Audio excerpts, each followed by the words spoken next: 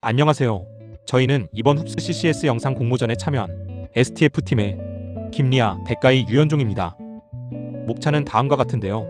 먼저 흡스 CCS 혁신 교과목 지원 사업을 소개하고 이번 학기에 들은 교과목에서 배운 점을 알려드린 후 저희가 직접 개발한 핀란드의 관광 상품을 소개시켜드릴 예정입니다. 바로 시작해보겠습니다.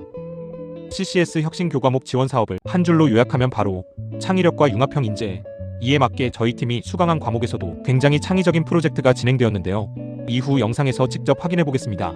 그럼 본격적으로 저희 팀이 이번 학기에 수강했던 양수영 교수님의 유럽의 관광산업과 정책 과목에 대해서 알아보는 시간을 가져보겠습니다. 해당 과목의 강의 계획서입니다. 실제 수업은 강의 계획서에 나와 있는 내용보다도 더 흥미로운 학습이 가능한 과목이었습니다. 저희는 우선 관광이 무엇인지부터 시작하여 관광의 역사를 쭉 훑어보는 시간을 가졌고 수업의 핵심 주제인 지속 가능한 관광에 대해서 깊이 학습할 수 있었습니다. 우리가 흔히 관광이라 하면 좋은 이미지만을 떠올리기 마련인데 현재는 관광이 너무나 활성화되어서 환경 문제와 같은 다양한 문제들이 전 세계 곳곳에서 발생하고 있다는 것을 알게 되었습니다. 이를 위한 해결책으로 등장한 것이 바로 지속가능 관광입니다. 수업 시간에 배운 바에 따르면 지속가능 관광은 단순히 환경만 생각하는 관광이 아닌 지역 경제 활성화 등 다양한 요소를 고려하여 관광지가 오래오래 제 기능을 할 수 있도록 하는 관광을 말합니다. 실제로 다양한 유럽 국가들에서 이미 여러 종류의 지속가능 관광을 실천 중이기 때문에 저희도 이를 참고하여 지속가능 관광 상품을 개발하려 했습니다. 그럼 지금부터 바로 만나보시죠. 저희 팀이 선택한 국가는 핀란드입니다. 우선 핀란드는 수업 시간에도 여러 번 언급되었던 만큼 지속가능 관광에 최적화된 국가입니다.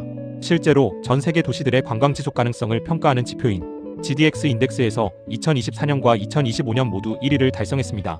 핀란드를 선택한 두 번째 이유는 바로 국가 차원에서 기업들과 지역이 지속가능 관광을 채택하도록 장려하는 STF 인증 제도 때문입니다. 실제로 저희가 짠 관광 일정에도 STF 인증을 받은 기관들을 다수 선택한 것을 확인하실 수 있을 겁니다. 그리고 혹시 눈치채신 분이 있을 수도 있는데요. 저희의 팀명도 STF의 약자를 살짝 변경해서 지속가능 관광을 찾는 탐험가들이라는 의미로 서스테이너블 트래벌 파인더즈라고 했답니다. 저희가 계획한 관광의 구체적인 컨셉으로는 아무래도 지속가능 관광에 대한 개념을 알고 가는 게 더 의미 있는 여행을 만들 수 있겠다고 생각했기 때문에 양수영 교수님의 유럽 관광 수업을 들은 학생들이 졸업 후 30대에 즐기는 여행으로 정했습니다. 왜 굳이 30대를 여행 타겟 고객으로 선정했는지 의문이 드실 수도 있을 텐데요. 그 이유는 이후에 예상 계획을 소개하며 설명하도록 하겠습니다. 1일차의 동선을 구체적으로 확인해 보겠습니다. 우선 핀란드의 헬싱키까지 직항 노선이 있지만 약 12시간의 비행시간이 소요되는 만큼 1일차에 다양한 활동을 진행하는 것은 육체적으로 불가능하다 판단하여 첫째 날에는 숙소 내에서 오로라를 감상하는 것으로 간단히 계획해봤습니다. 숙소 얘기를 안 할 수가 없는데요. 아무래도 저희의 컨셉이 지속가능 관광인 만큼 주변 환경에 영향을 거의 미치지 않으며 건축되었고 지역 주민 또한 다수 고용하는 숙소로 선정했습니다. 숙소에서는 오로라 알림 서비스도 제공한다고 하니 오로라를 보실 분들은 꼭 미리 신청하는 것을 추천합니다. 이외에도 사우나와 같은 활동을 진행하기 때문에 혹여나 날씨가 좋지 못해도 숙소에서 다양한 경험을 할 수 있습니다. 2일차에는 우르오 케코넨 국립공원과 어쩌면 이번 여행에서 제일 중요하다고 볼 수 있는 사미족의 문화체험을 할 수 있는 동선을 선택했습니다. 보시면 중간에 장거리 버스를 이용하여 이동한다고 되어 있는데요. 이번 여행이 지속가능 관광인 만큼 저희 팀도 최대한 내연기관차의 사용을 피하고 싶었지만 핀란드 북부 지역의 전기자동차 인프라가 저희의 예상보다 뛰어나지 않아 불가피하게 장거리 버스를 선택했다는 점 알아주시면 감사하겠습니다. 2일차에 방문할 우르오 케코넨 국립공원에 대해서 살펴보겠습니다. 우르오 공원에서는 다양한 활동을 진행하지만 저희가 2시간 반짜리의 삼림욕 투어를 선택한 이유는 지속가능 관광에는 슬로우 투어리즘이라는 개념도 포함되는데 이에 맞게 천천히 숲을 걸으며 자연을 느껴보자는 취지로 선택했습니다. 우르오 공원의 실제 사진들입니다. 보기만 해도 아름다운 자연에서 천천히 시간을 보내고 싶은 기분이 들지 않나요? 두 번째 방문 코스는 사미족의 공식 기관인 시다 박물관입니다. 핀란드 원주민인 사미족이 전시 대상이 아닌 자신들이 이야기의 주체가 된다는 점에서 의미가 있습니다. 또한 술록 목장을 체험하면서 다양한 프로그램도 참여할 수 있습니다. 다음은 3일차입니다.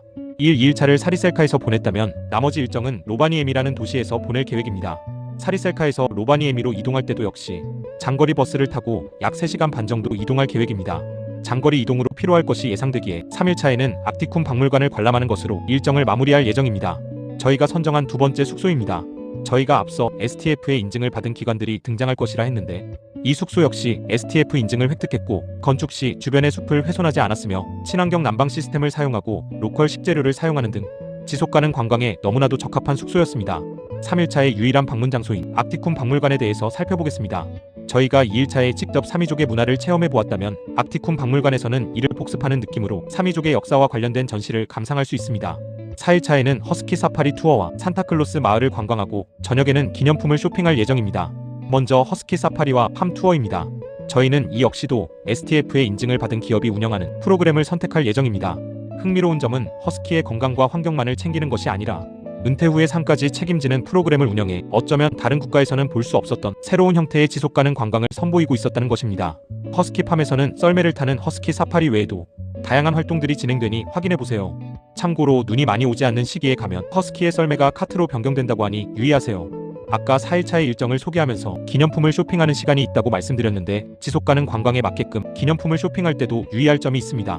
경제 누출 효과를 최대한 방지하기 위해 외국계 기업의 기념품보다는 사미족의 수공예품이나 핀란드 디자인 브랜드 제품을 선택하는 게 좋을 것 같습니다.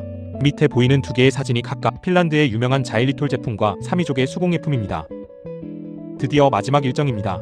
로바니에미에서 헬싱키로 이동할 때도 역시 STF의 인증을 획득한 피네어 항공사를 이용할 예정이며 헬싱키에서 인천으로 복귀하는 것으로 마무리하겠습니다. 구체적인 예상 계획은 다음과 같습니다. 저희 팀은 성수기인 12월에서 2월과 비수기인 9월로 나눠보았는데요. 성수기에 더 많은 눈이 내려 더 많은 액티비티를 즐길 수 있지만 비수기에 갈 때보다 약 200만원 정도 비싸고 일일 평균 기온도 많이 내려간다는 점 확인하셔서 비수기와 성수기 중에 선택하셔서 가시면 될 것 같습니다. 가격을 보면 아시겠지만 일반 20대 청년들에게는 좀 부담스러운 비용일 수도 있기에 관광 타겟 고객을 30대로 설정한 것이었습니다.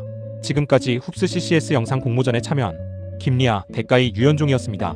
이번 관광 상품 개발을 통해 정말 다양한 형태로도 지속가능 관광이 가능하다는 것을 깨달았으며 앞으로 타지에 관광을 갈 기회가 있다면 환경과 지역 경제 등의 요소를 고려하며 관광을 해야겠다는 마음가짐을 새길 수 있었던 시간이었습니다. 이런 기회를 제공해주신 양수영 교수님께 감사드리며 앞으로도 더 많은 과목들이 CCS 혁신 교과목 지원 사업에 선정되기를 바라며 영상 마치겠습니다. 감사합니다.